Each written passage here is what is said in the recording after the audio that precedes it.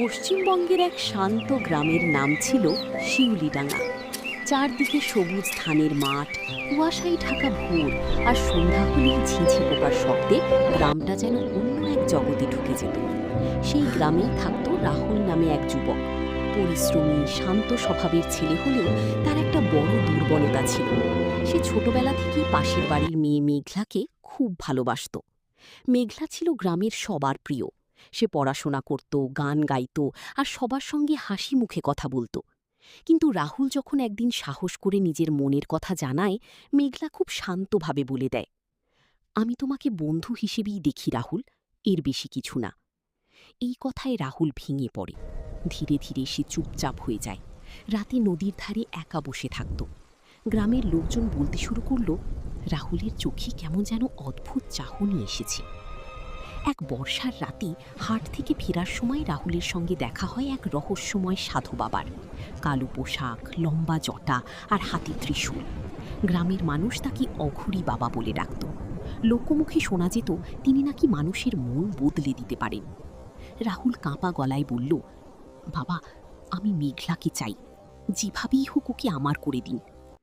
সাধু বাবা গভীর চোখে তাকিয়ে বললেন, ভালোবাসা জোর করে পাওয়া যায় না, তবুও যদি অন্ধকার পথ বেছে নিতে চাও তার মূল্য দিতে হবে। কিন্তু প্রেমী অন্ধ রাহুল সেই সতর্কতা শুনল না।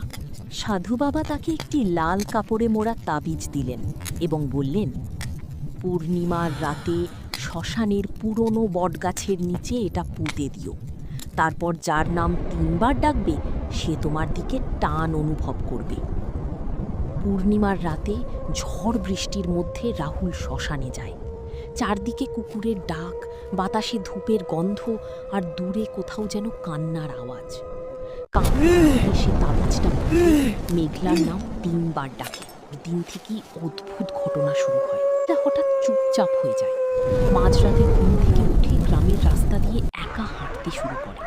তার চোখের নিচে কালো দাগ পড়ে যায়। সে বারবার শুধু একটাই কথা বলতো, কেউ ডাকছে। গ্রামের লোক ভয় পেয়ে যায়। মেঘলার মা বুঝতে পারেন কিছু একটা অশুভ হয়েছে। এদিকে রাহুল প্রথমে খুশি হলেও পরে ভয় পেতে শুরু করে। কারণ মেঘলা আর আগের মতো ছিল না।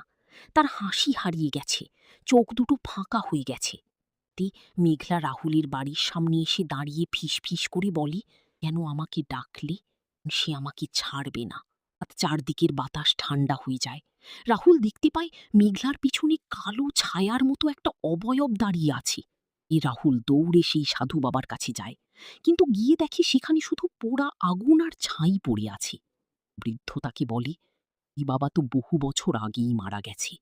শরীর ঠান্ডা হয়ে যায়। গ্রামের মানুষ বলে, পূর্ণিমার রাতে শ্মশানের বটগাছের কাছে গেলে এখনো নাকি এক মেয়ের কান্নার শব্দ শোনা যায়। আর দূরে দাঁড়িয়ে থাকে এক ছেলেও, যে নিজের ভুলের শাস্তি আজও ভোগ করছে।